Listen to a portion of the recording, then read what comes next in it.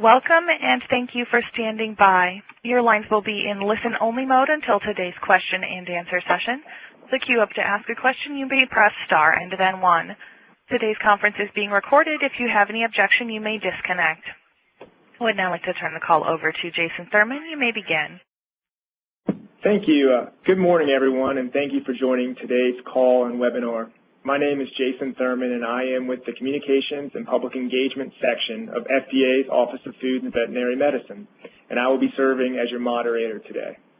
The purpose of today's call is to provide information on the FSMA final rule on sanitary transportation of human and animal food. This webinar will be an opportunity for you to hear information on this rule and ask questions you may have. If you have not already done so, please make sure that you're logged into the My Meetings link provided so that you can view the slides as we are presenting during this morning's call. We are extremely fortunate to have as today's speaker Dr. Mike Kashtalk, Consumer Safety Officer at FDA's Center for Food Safety and Applied Nutrition, who will discuss in more detail this final rule. After his presentation, we will open the call up and take your questions during a question and answer session and end with closing remarks. Before we get started, I would like to remind callers that your lines will be in a listen-only or mute mode during the presentation until the question and answer session. At this time, I would like to turn the call over to our speaker, Dr. Mike Kashtalk. Thank you, Jason, and good morning to everyone on the webinar, wherever you are listening from. I'd like to get right into the presentation, and as Jason mentioned, the title of this rule is called Sanitary Transportation of Human and Animal Food. The rule is now final. It was proposed on February 5th of 2014. Then followed a comment period. We received about 240 comments. We developed the final rule, taking those comments into consideration. That final rule went on display on April the 5th and published on the following day. This final rule, I should say, is based primarily on not the 2011 Food Safety Modernization Act, but instead the 2005 Sanitary Food Transportation Act. The 2011 law, the FSMA, did not directly address transportation, but recognized that Congress had passed a transportation law 6 years prior and anticipated that upon completion of the rulemaking based on the 2005 law, the regulations that we're talking about today would be part of an integrated food safety system based on preventive principles. The 2005 law is based on preventive principles, and thus we can say that these regulations, which are built upon preventative concepts, build upon the safeguards envisioned in the 2005 law. There are 4 regulated categories of persons covered by these regulations. They are shippers, receivers, loaders, and carriers who transport food in the United States by motor vehicle or rail vehicle, whether or not the food is offered for or enters interstate commerce. So the rule does apply then to intra-state shipments. The final rule in some cases also applies to shippers who are outside of the United States, and those cases would be when they ship food into the United States directly by motor vehicle or rail vehicle, for instance from Canada or Mexico, or when they ship a container to the United States by ship or by air, over ocean. And in either of these cases, the foreign shippers from abroad arrange for the transfer of the intact container or the continuation of the rail or truck shipment in commerce within the U.S. if the food will be consumed or distributed in the U.S. So to visualize this, if a foreign originated shipment has had the transportation arrangements for its overland segment by rail or motor vehicle in the U.S. made by the foreign shipper, in other words, if he does not simply address transportation to the port of entry, but makes arrangements for overland transportation within the U.S., then that foreign individual is a shipper under this rule. We have some categories of persons and activities that are not covered by this rule. First, shippers, receivers, or carriers with transportation operations less than $500,000 in average annual revenue are defined within the rule as a non-covered business. Transportation activities performed by a farm are not subject to this rule. Transportation activities involving transshipment of food through the United States, for instance, by truck originating in Canada through the U.S. and then ending in Mexico, that is a transshipment. Those types of shipments are addressed in regulations administered by Customs and Border Protection. They are not subject to the requirements of this rule. Food that is imported in the U.S. for instance, reprocessing and subsequent export that is not intended to be consumed in the U.S. This is import for export is a specific category of activity that is addressed in other FDA regulations. Also, continuing with activities not covered by this rule, the transportation of any food that is fully enclosed by a container, except if the food requires temperature control, and we should have added here for safety, if it requires temperature control for safety. Continuing on, not covered is any transport of live food animals except for the transportation of live molluscan shellfish. Also not covered, the transportation of compressed food gases and food contact substances. Also not covered, the transportation of human food byproducts for use as animal food or feed without further processing. So now, what is covered by the rule? And what you see here are the three primary focal areas of coverage of this rule, whereby if sanitary transportation practices were not adhered to, we believe that there would be some potential for risk created.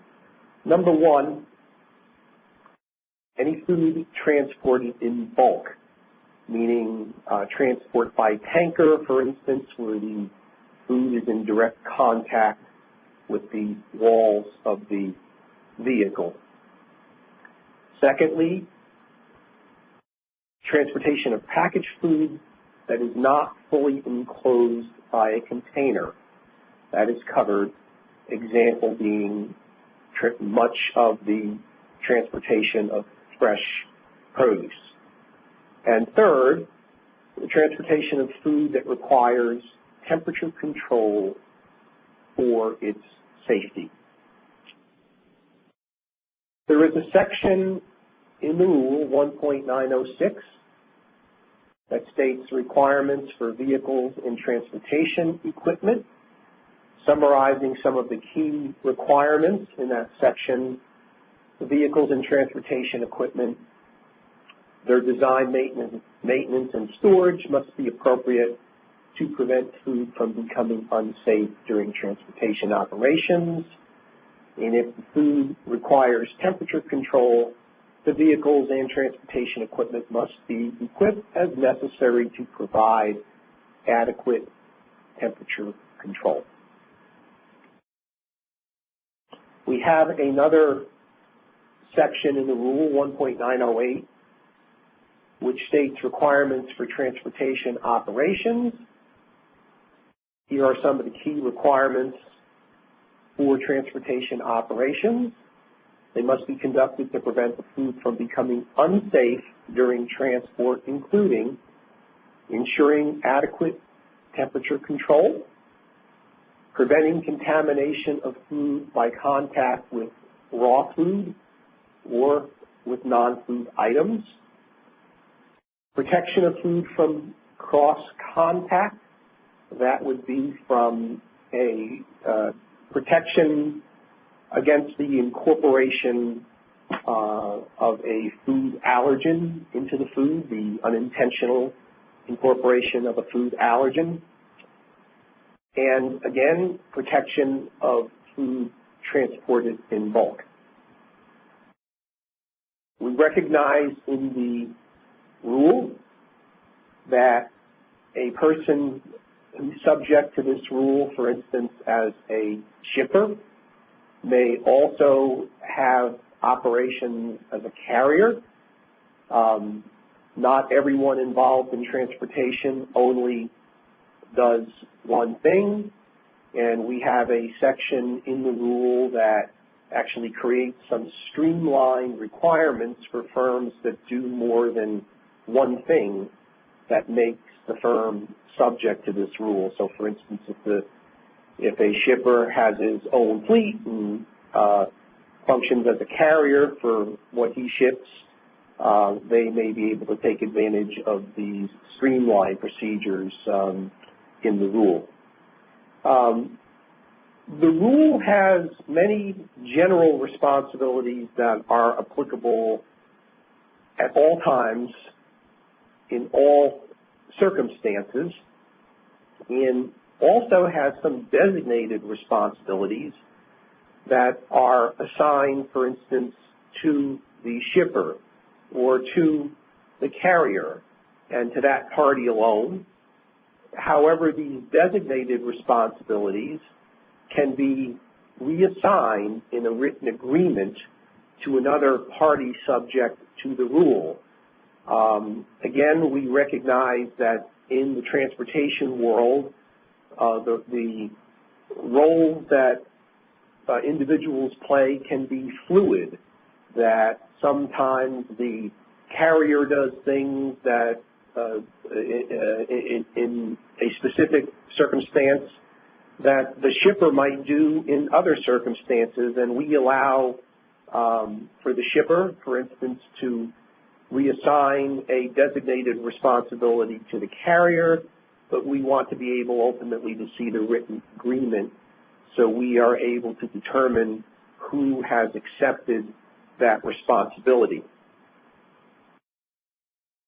One of the general responsibilities that, again, applies at all times and for all persons, if a shipper, loader, receiver, or carrier becomes aware of an indication of a possible material failure of temperature control or other conditions that may render the food unsafe during transportation, the food shall not be sold or otherwise distributed, and these persons must take appropriate action, including, as necessary, communication with other parties to ensure that the food is not sold or otherwise distributed unless a determination is made by a qualified individual that the temperature deviation or other condition did not render the food unsafe. And that is a general responsibility, again, applicable at all times to all individuals and circumstances addressed within this rule. I'm going to now talk about some of the designated responsibilities. Here are the key requirements applicable to the shipper, and they are significant ones. The shipper must develop and implement written procedures subject to the records requirements adequate to ensure, and then we have three situations that these written procedures need to be directed to. Number one, that vehicles and equipment are in appropriate sanitary condition. Number two, that a previous cargo does not make food transported in bulk unsafe. And number three, food requiring temperature control for safety is transported under adequate temperature control. The responsibilities for loaders, receivers, and carriers are on this slide. The primary responsibility of the loader is inspection at the time of loading. Is the vehicle clean and in appropriate condition for loading? Has the vehicle been pre-cooled if the shipper has directed pre-cooling for a food that requires a temperature control to ensure its safety? The receiver's responsibility on receipt is to assess food for temperature abuse. Again, this is applicable to food that requires temperature control for safety. The carrier's responsibility, upon request, if agreed to by contract, and I'll talk a little bit about that in just a minute. Upon request, if agreed to by contract, demonstrate that the shipper's operating temperature requirements have been met, and to disclose the identity of the most recent prior bulk cargo and cleaning information. So as you can see, if you compare this slide with the last slide, the bulk of responsibility in this rule lies with the shipper. There are some responsibilities for the other parties, but the responsibility to develop the written procedures addressing the three specific areas on the previous slide resides with the shipper. We have a training requirement, and it only pertains to the carrier. And it states that when the carrier and shipper have agreed in a written contract that the carrier is responsible in whole or part for the sanitary conditions during transportation operations, carrier personnel must be provided with adequate and documented training on sanitary transportation practices and awareness of potential food safety problems that may occur during food transportation. And again, I'll pick up in just a second on when the shipper and carrier have agreed in a written contract and expand on that and what we had stated in the previous slide about the carrier. There's a record requirement for shippers that they must retain records that demonstrate that they provide information, and you can think of this information really as instructions in many cases, that they provide information to carriers about the necessary sanitary requirements for a vehicle and the necessary temperature conditions for a temperature-controlled food. So what we're envisioning here is any instructions the shipper may provide to the carrier about how the truck needs to be cleaned out and prepared, or instructions the shipper may provide to the carrier about the operating temperature for the transport of food that requires temperature control for safety.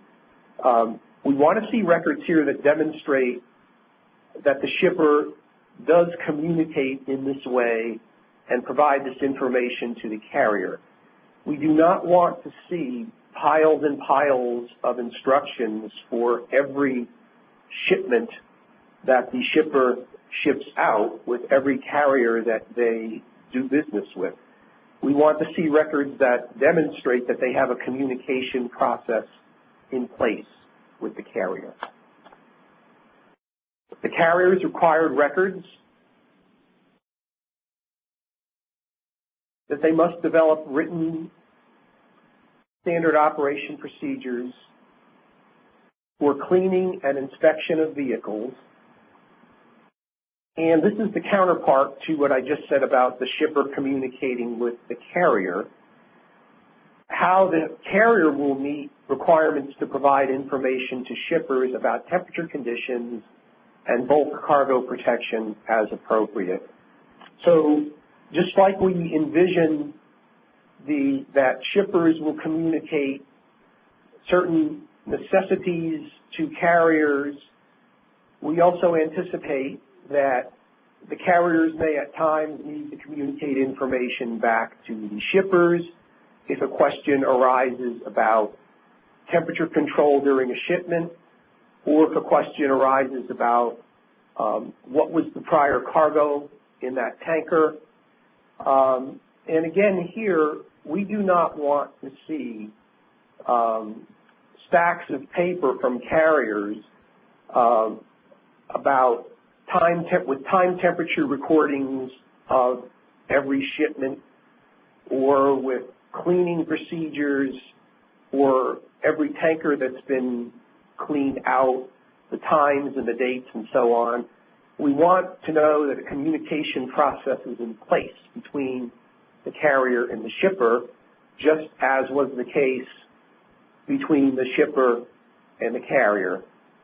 And finally, as I said, we have a training requirement just for the carrier, and we have a records requirement that would document that carrier training. And the reason we did not have training requirements for the other persons covered by this rule is we believe that their transportation operations would be adequately addressed through other training that they are required to undergo to comply with other FSMA regulations. So that's why, for instance, we do not have a shipper training requirement.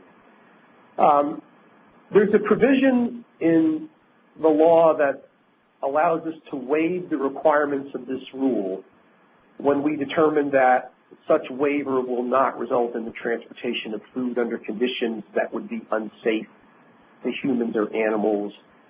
And as you'll see in a minute, we intend to invoke this provision for certain types of transportation operations that are already addressed in cooperative programs. And you'll see what they are in just a minute. The waiver provisions have not been finalized.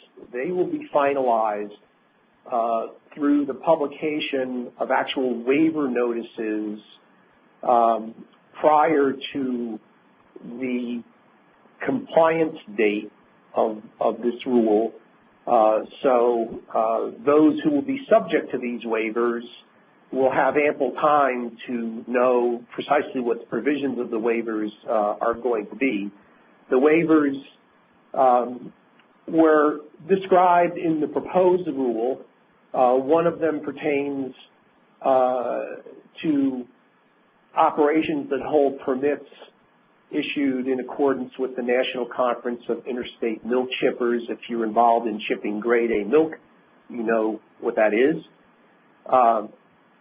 And again, the The basis for these waivers is adequate controls already exist under these cooperative programs. We're not going to try to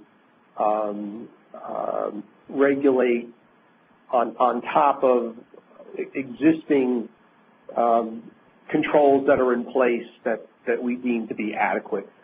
The second waiver will pertain to food establishments such as retail stores and restaurants, again, operating under valid permits issued by local authorities that carry out their responsibilities under local laws that are patterned after the retail food code or the FDA food code, and that overall mechanism is referred to as the cooperative program for retail foods. Again, same reason why we chose not to apply this rule in that circumstance. And finally, we've been asked to establish a third waiver for the transportation of mollusk and shellfish by entities holding valid state permits issued under another one of our cooperative programs, the National Shellfish Sanitation Program. That request came in the form of some comments on the proposal. We have not made any determination on that one yet, but we will be publishing a notice shortly where we will describe what our thinking is on this third requested waiver. We are going to finalize the first two waivers. There's no mystery or no secret there. We did get some comments asking that we modify some of the provisions of the waiver that were described in the proposal, and our thinking on those comments will also be addressed in the soon published notice. So what has changed from the proposed rule? So several times when I spoke about the requirements for foods requiring temperature control, I stated if temperature control is required for safety. And that is emblematic of one of the significant changes from the proposed rule. The focus on the final rule is solely on sanitary transportation practices necessary to ensure that food remains safe during transportation. Any focus from the proposal on issues that are not safety issues, such as food spoilage or food quality issues, has been removed from the final rule. So the focus of the final rule is on practices that create safety risks. We have added a fourth category of persons covered. That is loaders. They were not one of the categories addressed in the proposed rule. The responsibilities of loaders in the final rule would have rested with shippers under the proposed rule. But what comments pointed out to us is that in many instances, a shipper is not going to be present at the site of load out. Now, if loading is taking place at a plant operated by the shipper, yes, the shipper is present and the shipper can do the load out inspection, but if the shipping arrangements have been made by someone like a broker who is not present at the site of load out, then the shipper is not able to shoulder those loader responsibilities, so we have made the loader a person subject to the rule. Now, I've also mentioned in addressing the carriers, that their requirements are applicable when essentially when they have agreed to take responsibility in whole or part for sanitary conditions during the transportation operation. So there are some entities who could be carriers as defined by this rule, but who have no sanitary maintenance responsibilities during transportation operations, and they would not be subject to the carrier designated responsibilities nor the training responsibilities.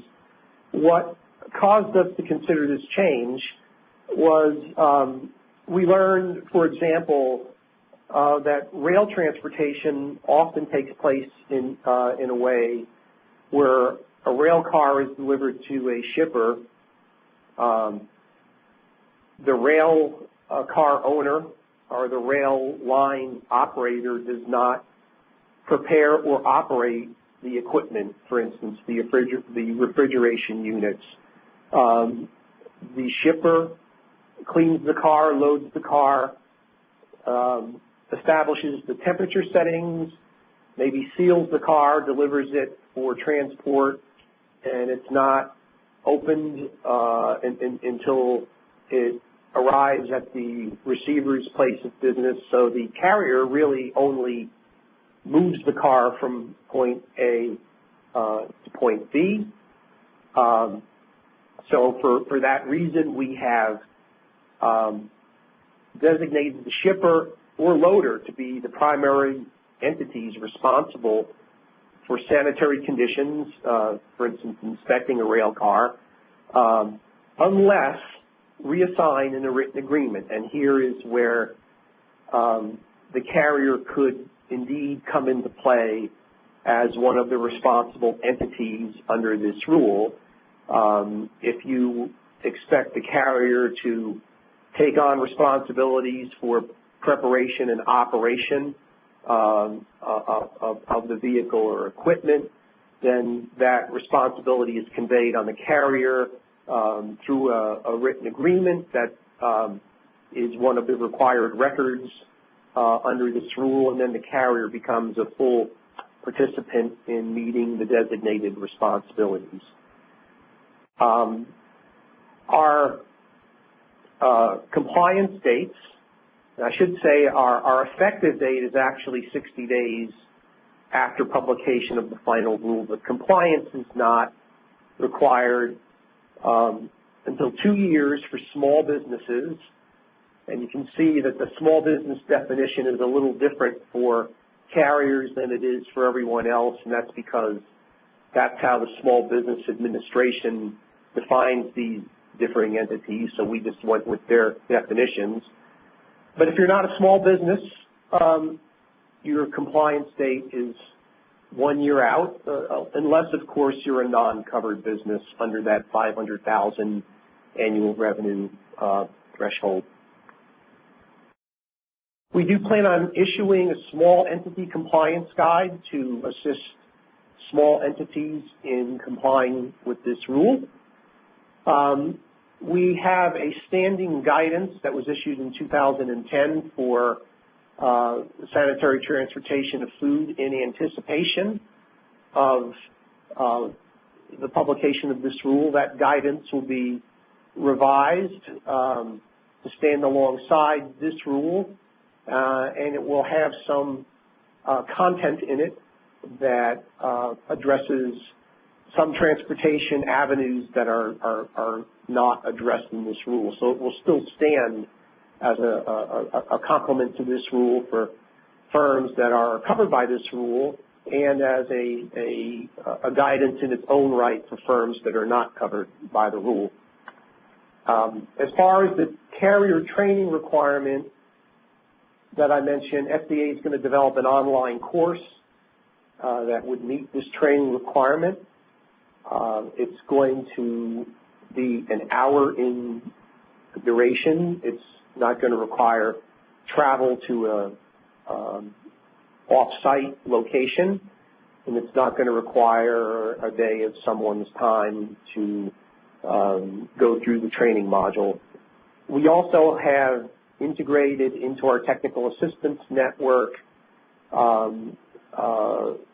the process of taking in and responding to questions about this rule. That highway is quite active with a lot of incoming traffic now, and I encourage you to take advantage of that technical assistance network. If you, there are going to be some questions that we're going to want to have submitted in writing if they get into the weeds, if they get specific, rather than try to address them in a general forum such as what we're doing here. But that TAN will be a source of information to support the industry, not just for this rule, but for all of FSMA. You can submit your questions online into the TAN. I think there may be a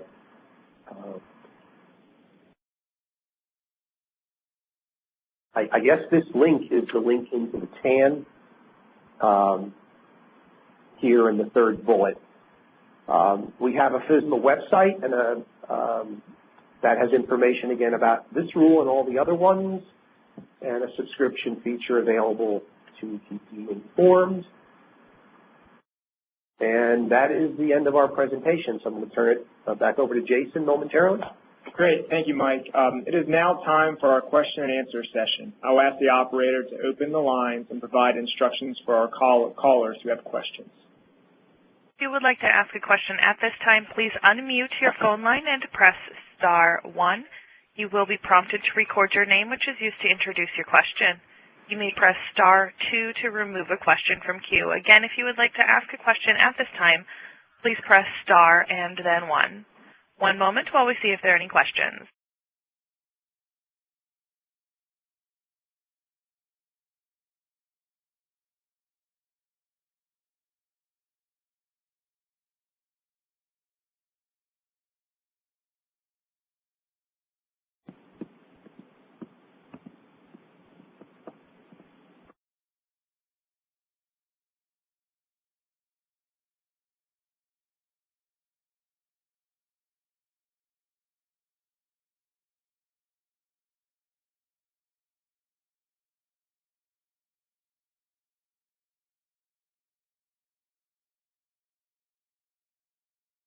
The first question is from Eric Lieberman. Your line is open. Hi, this is Eric Lieberman with Lieberman PLC. Thank you for holding this webinar today. It's very helpful. Under the regulation, if a shipper, loader, receiver, or carrier becomes aware of a possible material failure of a temperature control or other conditions that may render a food unsafe during transportation, the food can't be sold or distributed. And these persons must take appropriate action, including as necessary communicating with other parties to ensure that the food is not sold or distributed, unless there's a determination made by a qualified individual that the food is not unsafe. How does this responsibility play out in the circumstance where a receiver receives a load, the product has, there's a violation of a temperature control, the operating temperature, for example, has been exceeded. Does that receiver have an obligation to prevent that load from leaving their premises? I mean, it's common practice right now for loads to just be rejected and turned away. Does the receiver now have an obligation that goes beyond that to ensure that that product does not enter or is not sold or distributed? And if so, what is that obligation? Is communication adequate? Is there a requirement for the receiver to hold on to the shipment until there's a determination made one way or the other? If you could discuss that further, we would appreciate it. Sure. Hello, Eric. Well, first of all, there has to be a material appearance of a problem. Say we're talking about temperature abuse that could affect the safety of the food. So the mere deviation from operating temperature conditions may not rise to that threshold. in many cases, probably would not. I mean, we understand that refrigeration units cycle and that doors open and close, and the operating temperature, and the shipper would know this, may have been set with some margin of safety between the operating temperature limit and what the shipper would consider to be a critical limit for that food. So this is the type of thing that as shippers, receivers, and carriers of different foods come to better learn how the operating temperatures have been established and what the significance of some type of deviation might be. It's really difficult to say now that every instance of operating temperature deviation is going to trigger this process. In all likelihood, many instances of deviation would not. Now, what then would be the receiver's obligation? And that's a good question.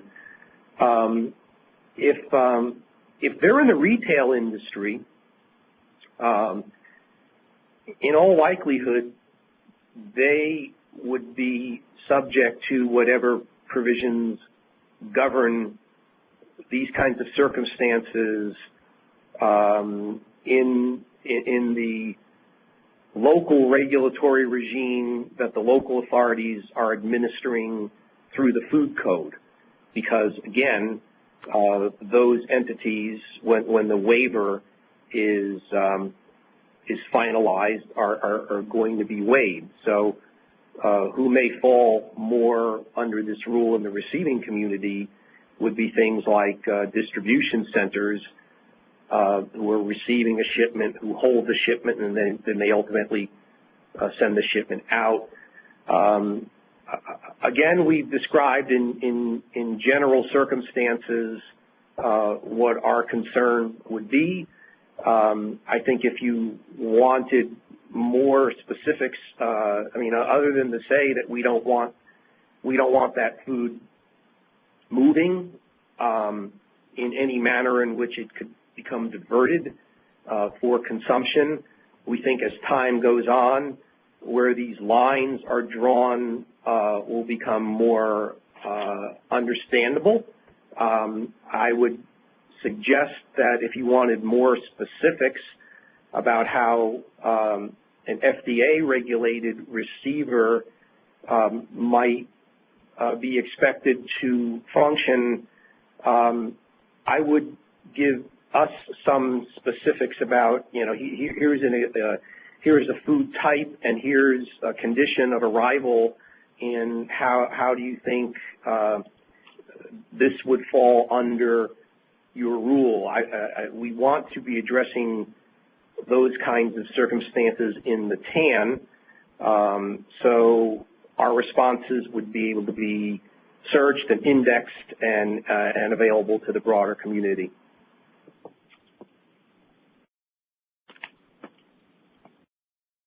When you are queuing up to ask a question, please ask only one question. The next question is from Matt Clark. Your line is open. Yeah, hi. I just wanted to try and clarify fully enclosed in a container, the definition of fully enclosed in a container. Would this apply to any shelf-stable packaged food, for example, cookies, crackers, canned product, beverages, so forth? Yeah, if the container provides physical protection from contamination, then we consider the food fully enclosed. Now, the foods that you're mentioning are shelf-stable,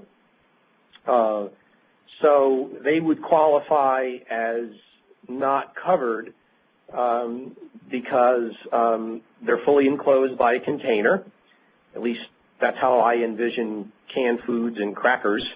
They're fully enclosed by container. They do not require refrigeration for safety. I would also add, if there is full enclosure and the food is being refrigerated only to maintain quality or shelf life or freshness, that too would be not covered by the rule. If it's fully enclosed and doesn't require refrigeration for safety, it is not subject to the rule. The next question is from Alan Saylor. Your line is open. Yes, thank you. And Dr. Cashcock, very good information. My question has to do with LTL. The companies I'm speaking of are companies, and I don't mean to exclude anybody, like the U.S. Postal Service, UPS, Federal Express.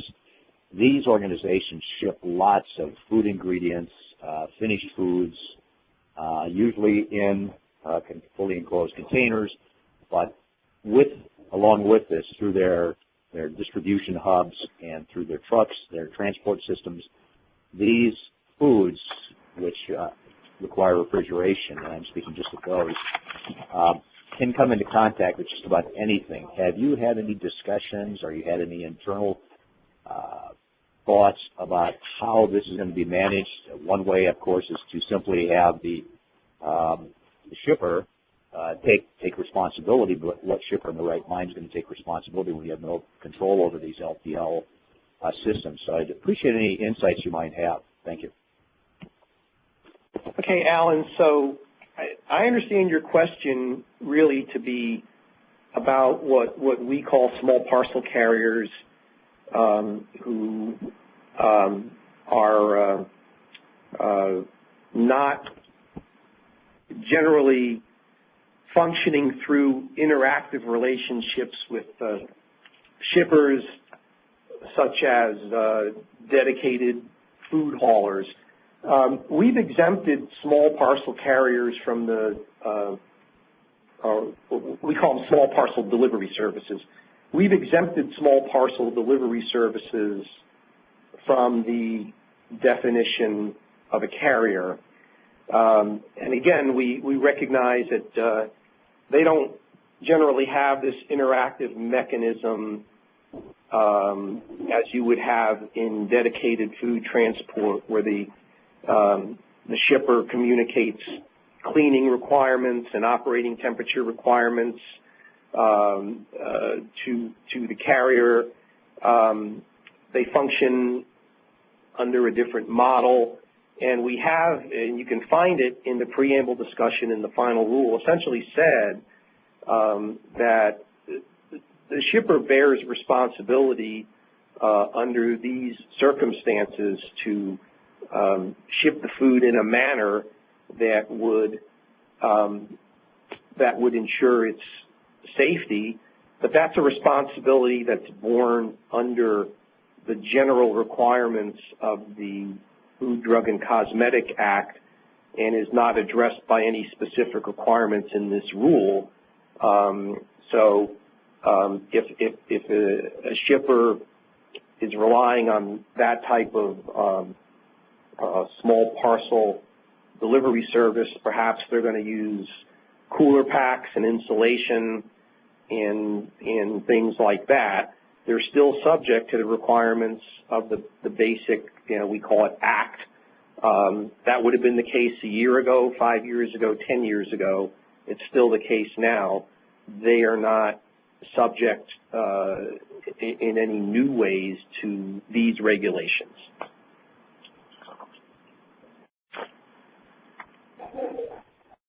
The next question is from Dan Southard. Your line is open. Thank you, and good morning, good afternoon. It's a great webinar we're having this morning. My question concerns food security as well as food safety. And we were frozen food shipper. We're wondering if the Safety Act is going to address the security of a load during transportation, such as mandatory use of lock and key or seals. Well, we have another rulemaking that is the last of the FSMA rulemakings. It addresses intentional adulteration and requirements that FDA is establishing to ensure that intentional adulteration of food does not take place. I would encourage you to be on the lookout in the not too distant future for the finalization of that rulemaking. I think you're going to find when that rulemaking is finalized that a lot of what we would call routine food security measures that pertain to many transportation operations that would be addressed under this rule are not going to be addressed in the intentional adulteration rule. That rule is addressing certain specific things, but it is not a cover the waterfront food security rule.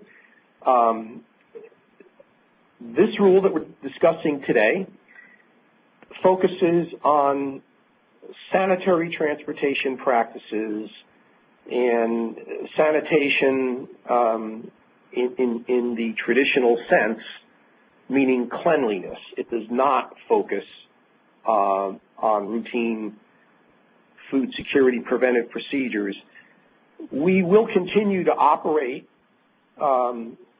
through guidance when it comes to this area, other than what you will find in the intentional adulteration rule when it issues. But I think, again, you're going to find that some of the things that you have on your mind that you're asking about are not necessarily the subject of that rule for a lot of routine shipments.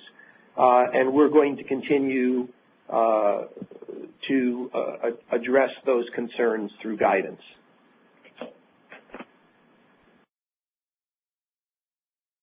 The next question is from Eva Moreno. Your line is open. Hi, this is Eva Moreno with Chuck E. Cheese Company. My question is basically, we ship chocolates and we basically use refrigerated trucking just to maintain them from melting. And I believe that would fall into the completely enclosed. Is that correct? Well, without having your package in front of me, generally those kinds of products would be packaged in a way where we would say that the package fully protects the food from contamination. And I would also say if you're using refrigeration solely to provide for quality or marketability, you're not going to fall under the provisions of this rule that apply to temperature control, because you're not applying temperature control to maintain safety. The typical product of the type that you described would indeed not be subject to this rule. Thank you. The next question is from John Sampson. Your line is open. Yes, good morning, Dr. Kashtok. Looking at the oversight of FDA on the sanitary transport rule and then the products, ground beef, eggs, poultry from FSIS, there's some language in the final rule that talks about how FDA and FSIS are going to work together as far as falling under their requirements and then falling under FDA requirements. Could you elaborate a little bit more on exactly how that relationship is going to work from both a requirement standpoint and then looking at it from an enforcement side as well? Sure. If you can envision the life cycle of a USDA regulated product, if it's manufactured in a facility, I think the USDA calls it an officially inspected establishment, and then goes out onto the road, and then maybe goes to a warehouse, a refrigerated warehouse where FDA has jurisdiction. For storage, no further processing takes place, so USDA does not have inspectional jurisdiction, and then maybe leaves that warehouse, that cold storage warehouse, and goes to a market someplace. So starting at the beginning, this final rule clarifies, something that was not clear in the proposal. FDA does not have jurisdiction within the FSIS inspected establishment. So no requirements of this rule apply to the shipping operation out from that establishment. Once the initial shipment is on the road, it is subject to both FDA and USDA oversight. There is an MOU that is reference 19 in our rule that explains how USDA and FDA interact if we become aware of a problem involving that product when it is in transport. And basically what it comes down to is we would interact with USDA and determine which agency would most appropriately address the problem, whatever it might be. I should also say that when that truck is out on the road, there is a potential, the way that this rule is, or the way that this law is crafted, for DOT to do an on-the-road inspection. If DOT does find a problem with that on-the-road inspection, DOT is not going to enforce this rule or enforce any applicable USDA requirements. DOT will call FDA and or USDA. Their function is not to take enforcement action, but to notify the agencies that have jurisdiction of suspected incidents, and then FDA and USDA would have that interaction. If there is a problem noticed at receipt at the cold storage warehouse, which is under FDA jurisdiction and not under FSIS jurisdiction, FDA would have the authority to address that issue under the provisions of this rule. However, at the same time, if it was determined that the problem originated when the product was under this joint jurisdiction, we could talk with USDA about the best way to address that. But I would say if the receiver is not complying with the rule in that cold storage warehouse, if he is not complying with requirements that pertain to him, then only FDA would address that problem. The shipping out of that cold storage warehouse to the market would be subject to this rule. The facility is not in any way under FSIS jurisdiction. So I think that covers most of the life cycle. I mean, we would, I guess we would have to think a little bit about if the shipment to the market Is that segment of shipment under this dual jurisdiction addressed in the MOU? I'd have to go back and see. The receipt at the market, that would probably be subject to the jurisdiction of local authorities operating under the food code.